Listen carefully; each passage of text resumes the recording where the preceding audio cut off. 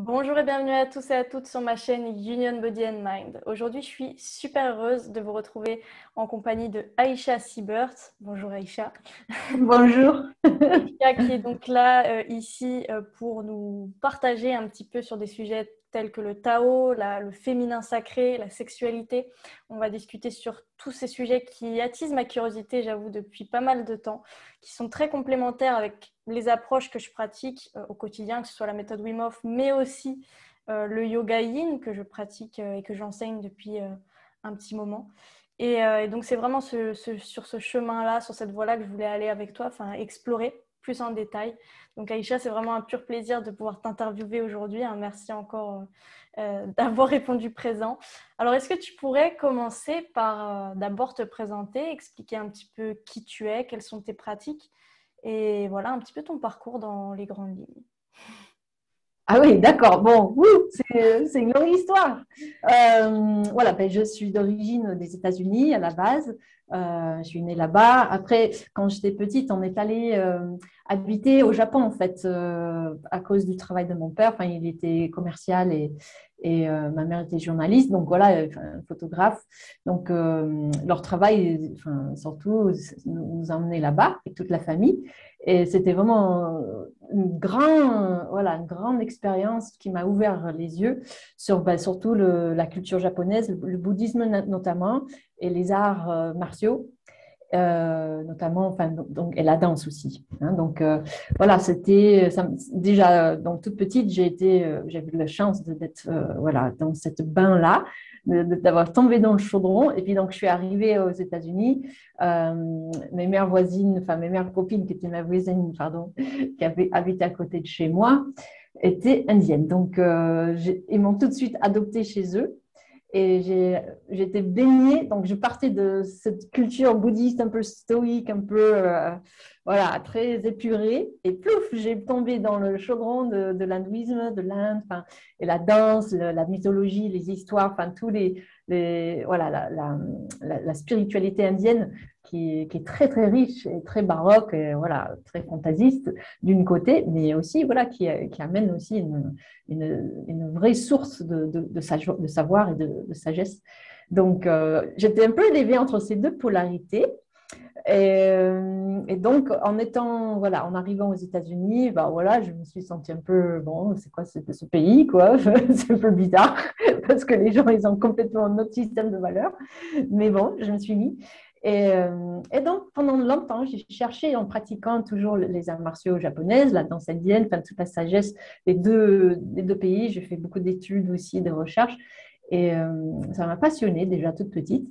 Euh, et puis, j'ai rencontré le Tao.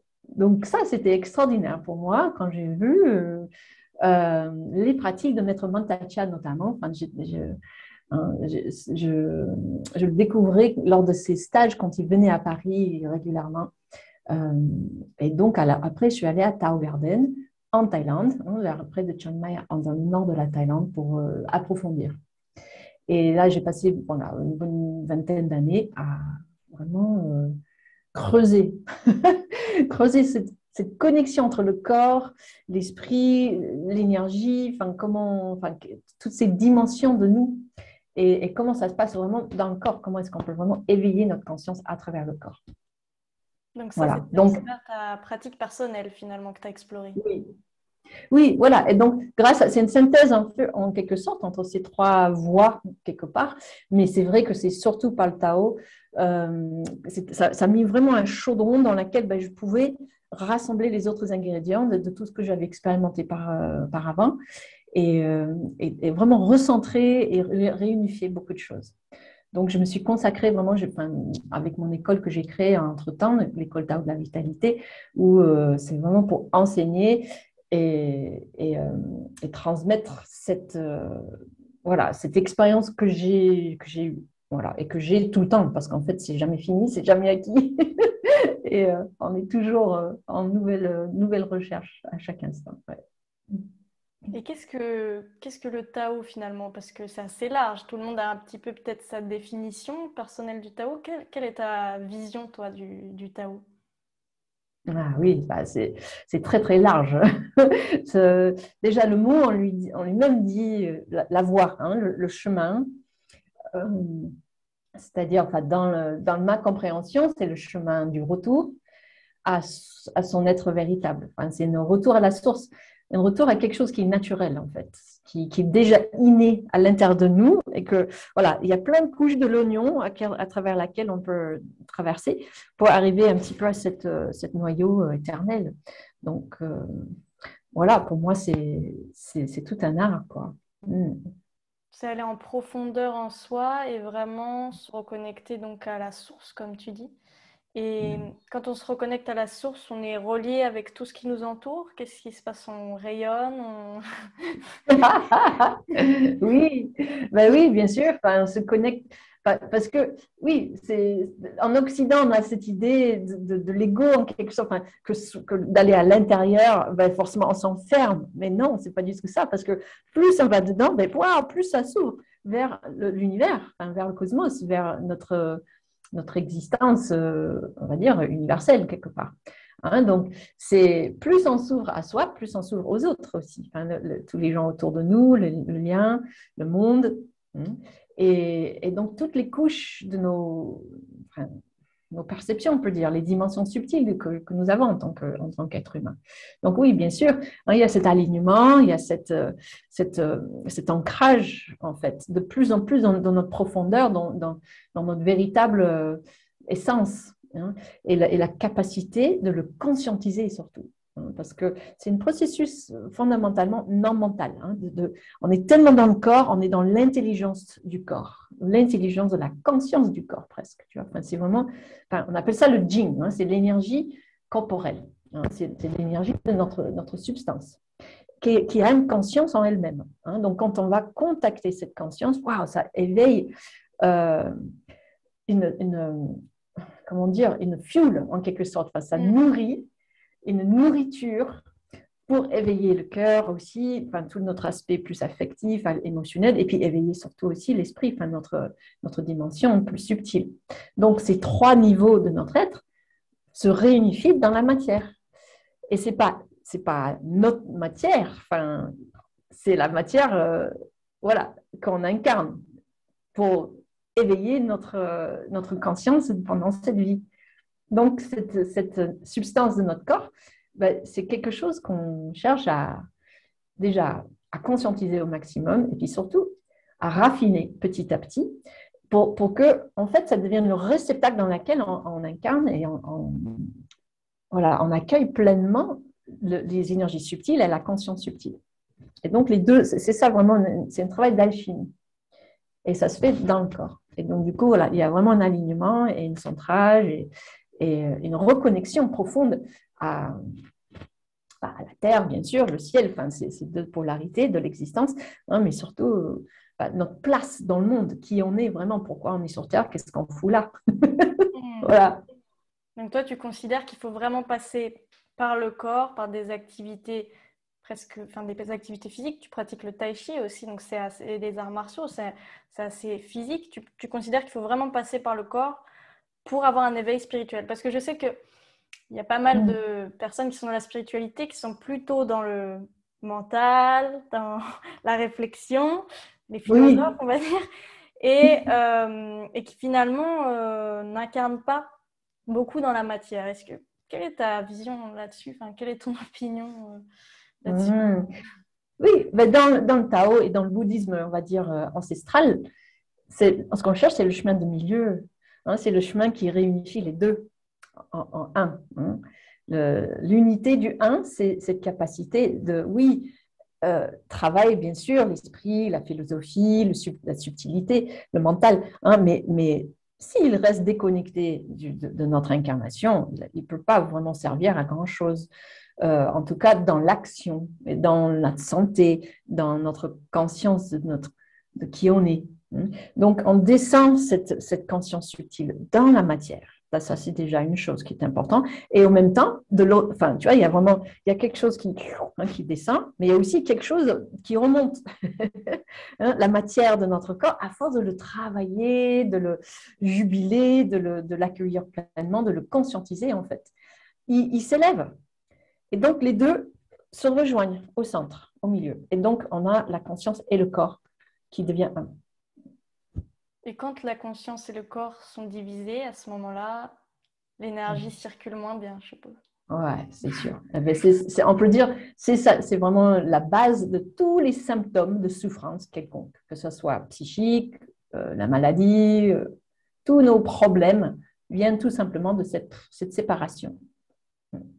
Et le problème, c'est que ça se sépare par défaut. Hein. Enfin, le mental, il n'a qu'une envie, c'est de se disperser, enfin, de partir, de pas d'être libre, de toujours pas avoir un corps qui lui dit allez, viens, viens, non, je ne peux pas y aller.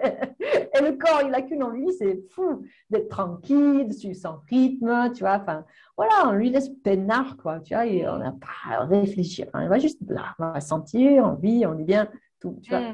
Et donc, ces deux aspects de nous-mêmes, bah, ça demande un certain effort conscient, une fois de plus, pour les ramener ensemble.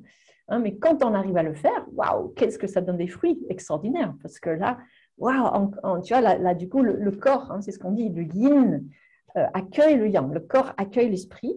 Et l'esprit, à son tour, il va éveiller le corps. Et donc, ça commence à respirer, à devenir vivant. Hein. C'est ce qu'on appelle le centrage, en fait, dans le Tao. Hein, vraiment le Taiji, hein, l'union de nos forces opposées qui s'entraident entre eux. Et donc, c'est ça qui amène la santé, l'équilibre émotionnel, etc., psychologique, etc. Et pour revenir dans son corps, moi je sais qu'avec la méthode Wim Hof, on utilise beaucoup la respiration pour revenir dans son corps. Toi, qu'est-ce que tu utilises comme pratique pour revenir dans le bassin, s'ancrer dans la terre? Qu'est-ce que tu utilises? Donc oui, la respiration, c'est un grand clé, effectivement, parce qu'il fait vraiment le pont entre le mental et le corps. Hein, c'est vraiment une base communicante. Hein, donc, les pratiques de respiration, les pratiques, ce qu'on appelle le sourire intérieur, hein, juste on laisse l'esprit descendre dans le corps. Donc ça, c'est plus les travails méditatifs. Hein, il y a plein de travail, donc, comme le Neigong, la chimie interne, où justement, à force de laisser l'esprit descendre dans le corps, ben, le corps s'éveille.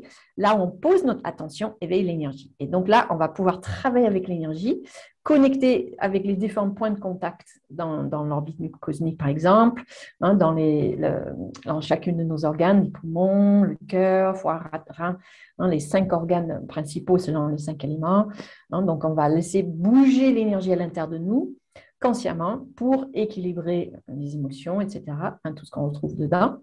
Enfin, voilà, il y a plein de pratiques comme ça, comme le Neigong, hein, donc qui va avec la respiration. Mais même au-delà de la respiration, c'est surtout voilà, cette simple fait de se reconnecter à l'intérieur de soi. C'est tout simplement ça, en fait. Que quand on est vraiment en lien, bouf, tout se passe, en fait. Il n'y a rien à faire. Donc, hein, ça, c'est en tout cas sur le plan interne. Donc, bien sûr, pour rendre le corps, on va dire, disponible, hein, il faut le bouger, il faut l'utiliser, il faut faire des pratiques de Qigong, des pratiques de Tai Chi Chuan. Hein, donc, la chemise de fer, c'est notre Qigong préféré, hein, qu'on utilise beaucoup dans notre école, hein, où on travaille vraiment l'ouverture, enfin, l'éveil des espaces articulaires, les fascias, les tendineux, hein, les chaînes méridiennes.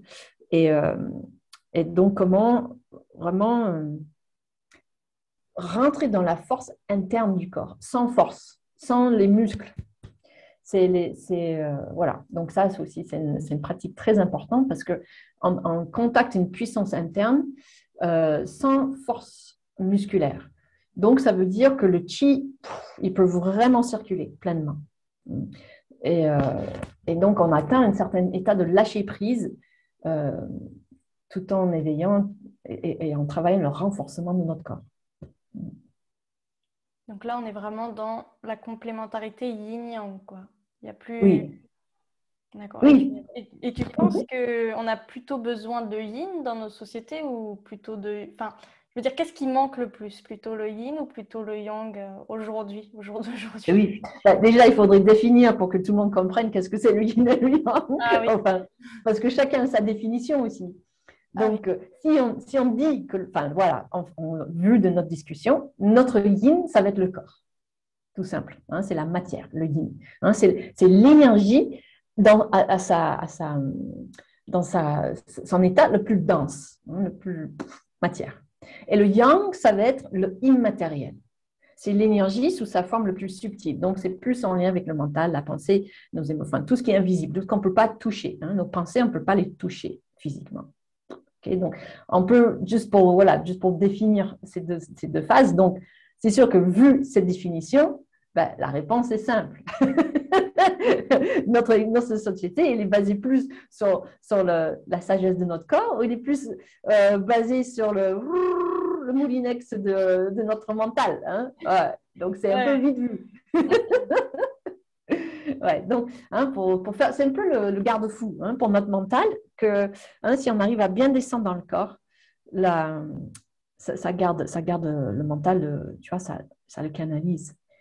Et puis pareil, hein, si on éveille notre corps en conscience, avec ah oui, je peux faire ci, je peux faire ça, je peux sentir ci, je peux envoyer là, hein, ça va nous rendre encore plus conscients que jamais, quoi. Enfin, ça va vraiment aider le corps et le mental à se équilibrer entre eux. Et du coup, voilà, ce problème d'extrême yin et d'extrême yang dans laquelle on peut sombrer des fois, c'est réglé, quoi, si on prend vraiment le temps de pratiquer cette réunification entre nous. Voilà. Et en parlant de yin, alors tu parles aussi beaucoup de féminin sacré. Donc par le féminin sacré, je suppose qu'on se reconnecte donc à notre intuition, mais le féminin sacré, comment on le cultive? Est-ce que c'est quelque chose qui est réservé juste pour les femmes? Est-ce que les hommes aussi peuvent cultiver leur féminin sacré? Comment ça se passe? Ah, ouais, une bonne question. Oui, le féminin sacré, c'est tout à fait lié avec ce yin. Donc, l'intuition au niveau mental et puis au niveau hein, de cette réceptivité, cette qualité voilà, profondément nourricière. Hein. C'est ce qui va nourrir la substance de notre corps. Hein, c'est le yin. Et donc, pour les femmes, c'est particulièrement important. Donc, ça, parce qu'on en perd beaucoup avec les règles ou après le ménopause. Hein, voilà, il y a tous ces moments de la vie où, quand on engendre des bébés, enfin, voilà, il y a plein de moments dans notre vie où on utilise beaucoup notre substance. Donc, sans cesse, on a besoin de le régénérer, on va dire. Hein, les hommes aussi, de leur côté, mais ils en perdent un peu moins vu leurs activités différentes que le nôtre. Mais voilà, donc l'idée de féminin sacré, ou enfin le féminin tu vois, en tant que l'aspect intuitif, l'aspect réceptif, l'aspect nourricière de nous-mêmes, ben, bien sûr, les hommes, ils ont autant accès que les femmes, hein, parce que c'est un aspect de tous les êtres vivants. Hein. C'est juste que, bon, les femmes, on en a peut-être plus besoin d'une côté, c'est plus notre nature de base. Hein. Après, on peut avoir des hommes plus féminins qui vont avoir ça aussi, enfin, des pères poules, par exemple, enfin, tu adores s'occuper de leurs enfants, s'occuper de ils font la cuisine et tout. Donc, ils ont peut-être cet aspect plus développé. Ce n'est pas vraiment une question homme-femme, c'est une question plus équilibre. Hein, donc, le féminin, ça va être plus le côté nourricière, et le masculin, ça va être plus le côté voilà, de l'esprit, la rationalité, hein, l'action, l'extériorisation, hein, le mouvement. Donc, on a besoin qu'on soit femme ou homme, d'équilibrer ces deux aspects en nous, hein, le féminin et le masculin. Donc, bien sûr, c'est polarisé. Les femmes, on dit, hein, nous, on a beaucoup de yin avec le petit point de yang à l'intérieur. Hein, c'est ça qui est important, qu'on maintient notre polarité. Parce que sinon, on devient tous pareils. Ce n'est pas ça le but. Hein. On est tous androgynes. Les femmes, oui, on cultive cet aspect féminin, mais on garde notre feu intérieurement bien vivant. Hein. Notre chaudron est bien chaude. Alors que les hommes, eux, ils sont grand yang, grand actifs, plus extérieurs, mais avec leur point de yin hein, à l'intérieur, leur graine. Et de cette vulnérabilité, cette écoute hein, intérieure, de cette capacité d'être en lien aussi avec son intérieur. Hein, donc, pour les hommes, c'est autant important. Voilà. Et donc, si chaque homme et femme cultive leur polarité, bah, il y a des meilleures chances, du coup, OK, bah, même quand on se rencontre, ça sera plus équilibré aussi. Mais déjà, il y a un bon travail à faire, je pense, chacun pour soi, pour voilà, cultiver cet équilibre en soi. Et donc, pour les femmes et pour les hommes, ce féminin sacré est très important. Hein. C'est quelque chose qui a été beaucoup oublié à nos jours, hein, dans notre culture moderne. Ce n'est pas les valeurs qu'on met en avant, particulièrement, il faut dire. Donc, c'est à cultiver. D'ailleurs, tu as écrit un livre avec Lilou Massé, c'est ça, où tu parles du défi des 100 jours avec, pour éveiller son féminin sacré. Donc, je suppose que là, il y a pas mal d'outils aussi pour réveiller ce féminin sacré qui, des fois, même pour nous en tant que femmes, hein, c'est pas évident de le cultiver, de l'appréhender aussi. Au début, on ne sait pas vraiment ce que c'est. Hein. On est un peu... Donc, c'est vrai que c'est... Voilà. Je mettrai le livre dans la vidéo pour qu'ils puissent voir. Ça m'amène du coup à un autre thème qui est la sexualité. Et j'ai vu que tu parlais pas mal aussi de cette sexualité-là parce que selon toi, avec la sexualité, on peut s'éveiller aussi spirituellement, on peut grandir. Euh, Qu'est-ce que tu pourrais nous dire là-dessus?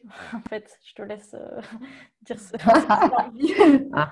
Une grande question, oui. Alors, oui, comme l'énergie sexuelle, c'est notre énergie fondamentale, hein, c'est l'énergie originelle, telle qu'on appelle dans le Tao. C'est l'énergie avec laquelle on est fabriqué. Hein, notre corps, on a été conçu, chacune, sur cette planète, grâce à une rencontre entre un petit ovule et une sperme et une ovule, hein, donc qui se féconde. Et donc, hein, donc déjà, ce sont des cellules qui sont puissamment chargées de l'énergie sexuelle et donc d'une taux colossale, hein, hormonale, de puissance, Jing, on appelle ça l'essence, hein, pour engendrer la vie, quoi. C'est quand même pas rien.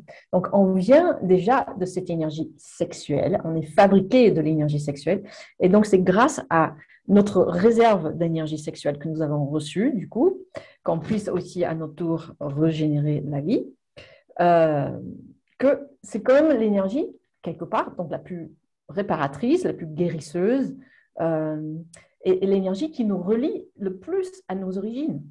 Et donc, qu'est-ce qui est plus sacré et plus spirituel que nos origines? Enfin, on vient de là. Donc, c'est vraiment la dimension la plus haute, quelque part, de notre existence. Parce qu'on sait que au moment de la mort, on va revenir à la source d'une façon ou d'une autre, selon toutes les croyances qu'on veut. Hein. Mais en tout cas, il y a quand même cette notion de revenir, en tout cas, dans ce contact.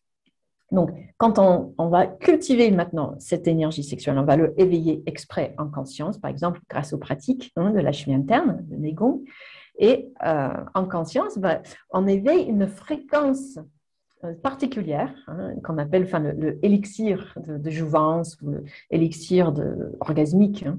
Hein. Et cette énergie-là, on le met en circulation à travers le corps pour nourrir et régénérer nos cellules. Ça, c'est la première chose, déjà de rétablir la santé, hein, la vitalité dans notre corps. Et ensuite, une fois que notre corps est bien rempli et renforcé, on va pouvoir amener cette énergie dans les centres supérieurs, de plus en plus subtils, en lien avec notre fameux esprit, hein, qui descend bien et qui se rencontre, hein, avec notre énergie sexuelle. Et donc, ça ouvre de plus en plus notre connexion spirituelle, tout simplement. Hein, parce que plus on a de cette énergie, plus elle est mise en mouvement, en canalisation à l'intérieur, plus il nous donne accès à cette ouverture spirituelle. C'est extraordinaire. Et ça nous nourrit vraiment profondément. Hein, et ça nourrit l'âme. Ça nourrit les parties de nous, voilà, on va dire, le plus originel aussi. Voilà. Et ça, cette énergie-là, c'est quelque chose qu'on cultive seul ou c'est avec l'autre? On peut le faire en seul et on peut le faire à deux.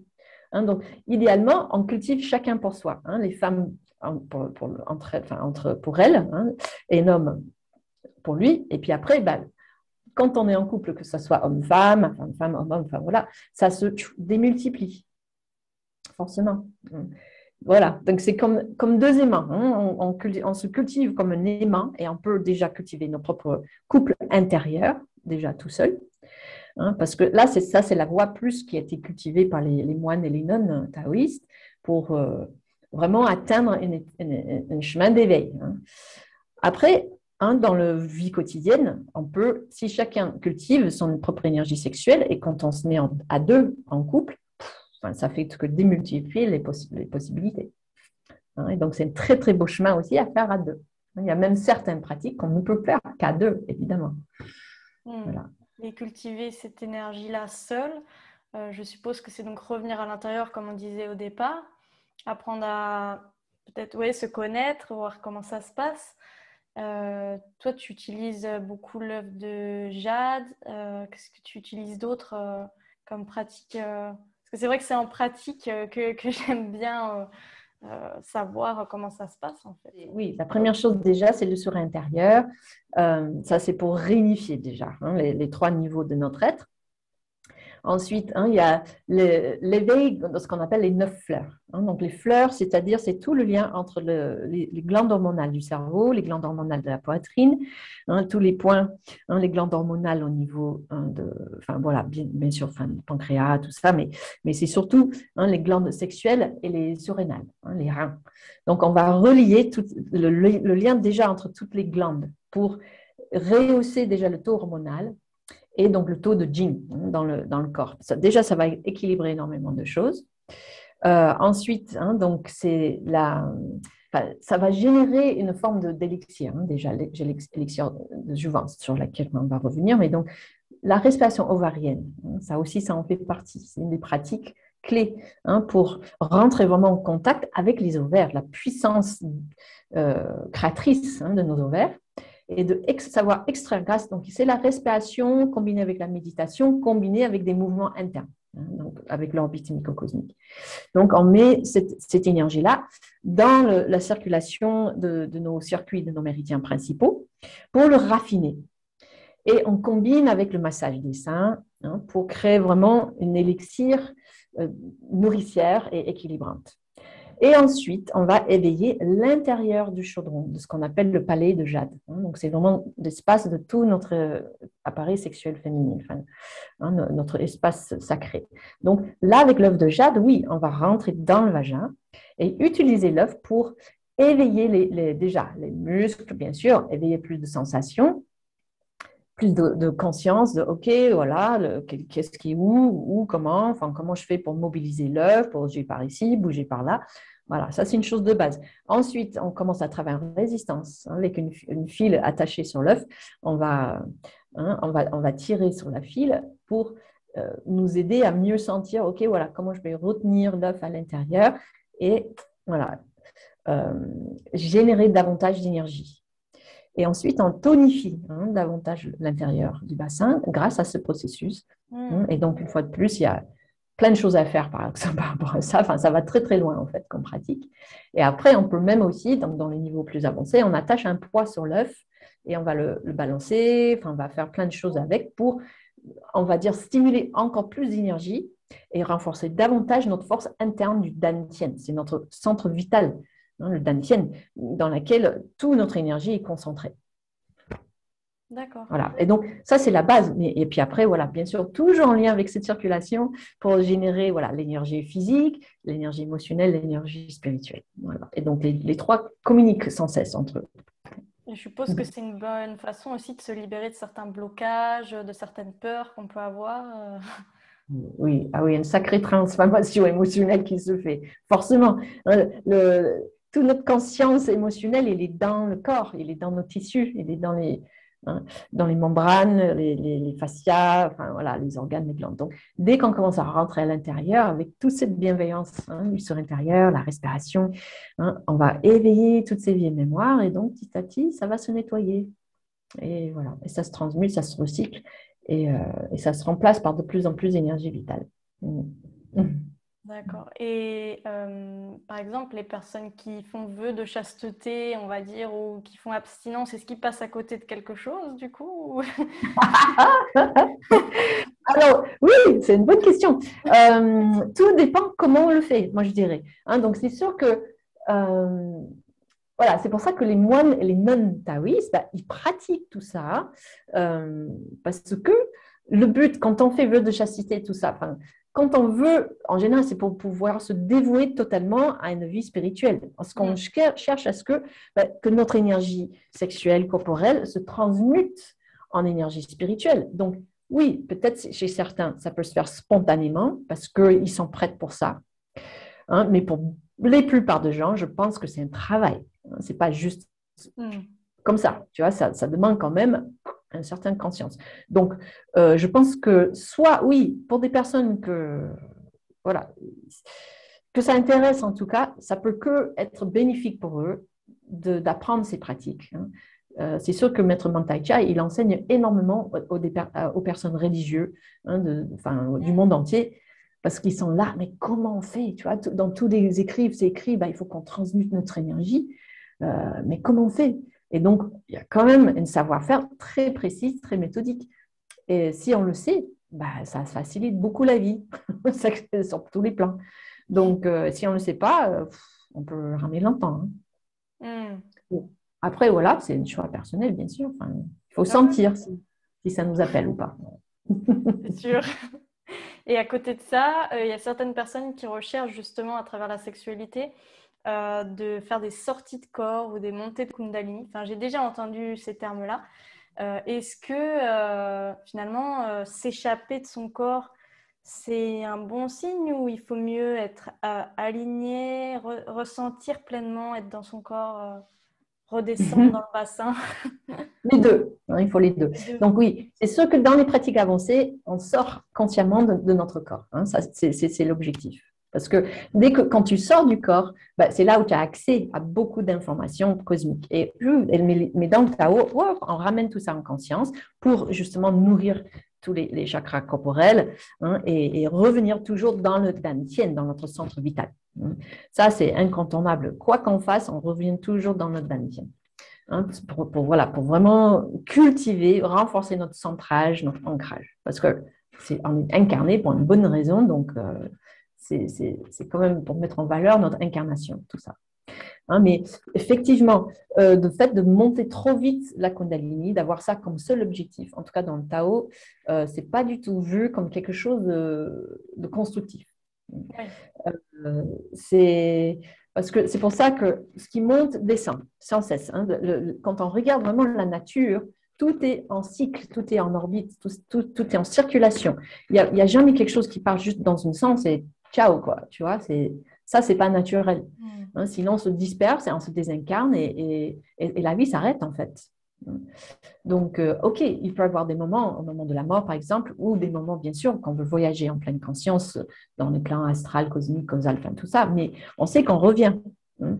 Et on revient pour améliorer, optimiser notre conscience au jour le jour, notre centrage, notre incarnation. Voilà, donc les méthodes d'éveil de l'énergie sexuelle, enfin, on peut dire le Kundalini, le terme taoïste, ça sera le Jing, hein, c'est vraiment l'énergie essentielle du corps. Le but de l'éveiller, c'est pour le raffiner, pour le conscientiser. Et pour ça, on a besoin qu'il traverse tout tous les chakras du corps et que ça se fait tranquillement, progressivement, méthodiquement, idéalement. Ouais. Comme Donc ça, on a le temps de l'accompagner. on le fait mijoter, ouais, Oui, et on l'utilise pour se exactement. guérir finalement, se guérir de C'est ses ça. maux, de ses blocages. Et c'est là où Et oui, parce l'intérêt. que oui, si cette énergie s'en va, on ne peut plus l'utiliser. C'est ça le problème. Donc, très, très juste, hein, on le ramène pour qu'ils puissent nous servir. C'est un travail d'auto-guérison. Ok, super. Et tu pratiques aussi l'automassage qui permet justement aussi de revenir dans son corps, d'apprivoiser, on va dire, un petit peu les différentes parties de son corps. Ça aussi, ça marche bien. Tout à fait, oui. Hein, donc, le Dao Yin, c'est tout l'ensemble enfin, c'est très, très riche, hein, tous les automassages, les étirements au sol, comme le yoga, hein, en quelque sorte, mais c'est complètement notre approche. On va dire que le yoga, tel qu'on le connaît plus Occident, voilà. Donc, étirement au sol, assise, allongée, voilà, tout ça. Donc oui, tout à fait, le fait toujours de malaxer la matière, éveiller la matière, ramener dans la matière. Et petit à petit, enfin, tu vois, c'est cet aller-retour entre le matériel et l'immatériel qui cultive notre corps de lumière. C'est ça qu'on cherche. C'est que notre matière devient vraiment lumineux. Hein, et voilà, on devient vraiment l'énergie qu'on est à l'origine. Et ça, tous ces enseignements, tu les enseignes dans ton école, Tao de la vitalité, c'est bien ça? Donc, je mettrai bien sûr le site en barre de description. Tu fais aussi des formations pour former des profs, c'est ça? Oui, bah, disons que voilà, pour l'instant, tout est appelé formation, mais en fait, c'est juste, c'est des stages, c'est pour tout le monde. Hmm. Donc, et donc, oui, on a la possibilité de certifier, effectivement, on a, voilà, dans les trois cursus, on peut devenir instructeur certifié des bases taoïstes, on peut devenir praticien certifié de tout ce qui est le massage du ventre de Qin et Sang, c'est le massage vraiment dédié à nos organes, et puis on peut devenir instructeur du Tao de la femme, Tao de l'homme ou de l'amour curatif, homme et femme couple. Voilà. Accessible à tous, du coup. Accessible à tous, ouais. Juste, c'est un travail de longue haleine, je le dis tout de suite. C'est le travail d'une vie. Oui, peut-être pas une vie, mais voilà, ça demande minimum 3 4 ans, je veux dire. Voilà, Oui, enfin, tout dépend d'où on vient aussi, hein, le bagage qu'on a déjà en amont, parce qu'il y a des choses qui peuvent aller beaucoup plus vite. Mais en général, voilà, pour des personnes qui découvrent, c'est un vrai travail d'alchimie, hein, donc ça prend le temps que ça prend. ah oui, c'est une vraie transformation. Et puis, je suppose que ça Oui, s'entretient. On n'acquiert pas à 100% quelque chose. Je veux dire, il y a toujours des nouvelles choses à apprendre, à rechercher. C'est un éternel apprentissage, finalement. oui, tout à fait. Oui, oui, le mot-clé, c'est l'intégration, hein, c'est d'intégrer. Voilà, c'est une chose de comprendre, hein, de dire oui, oui, ok. Après, il faut pratiquer. Et là, c'est par la pratique hein, que ça s'intègre. Alors, on va clôturer cette interview par une dernière question. C'est quel est le message le plus important que tu aimerais faire passer à toutes les personnes qui nous écoutent ici? Ah, ben déjà, c'est déjà pour te remercier toi, déjà pour m'avoir invité. Ça sera... Ok, donc surtout, hein, le message pour moi qui est le plus important de tout ce que je transmets, pour ça je suis aussi passionnée, c'est que hein, on a toutes les ressources déjà en nous. Hein, c'est ça qui est extraordinaire de savoir que souvent on croit qu'il faut que ça vienne de l'extérieur, on est à la recherche à droite, à gauche, partout, et on se perd facilement, surtout à l'heure d'aujourd'hui, on a tellement de choses disponibles, enfin, on est sollicité de tous les coins, hein, mais de vraiment se rendre compte qu'on a les ressources en soi déjà. Et il y a juste à prendre le temps, l'espace hein, pour éveiller tout ça. Et donc, surtout pour les femmes, enfin, voilà, pour les hommes aussi, bien sûr, mais comme pour les femmes, c'est un petit peu notre ère là maintenant, parce que il faut que les choses bougent un peu dans le sens, on va dire, plus féminin globalement dans notre société. Donc, j'espère que les femmes hein, se réveillent là maintenant sur leur propre capacité de plus en plus. Hein, d'éveiller ces ressources-là, ces puissances internes qui sont vraiment extraordinaires, et de prendre ce temps-là, de le faire pour soi-même, et donc du coup de pouvoir donner aux autres.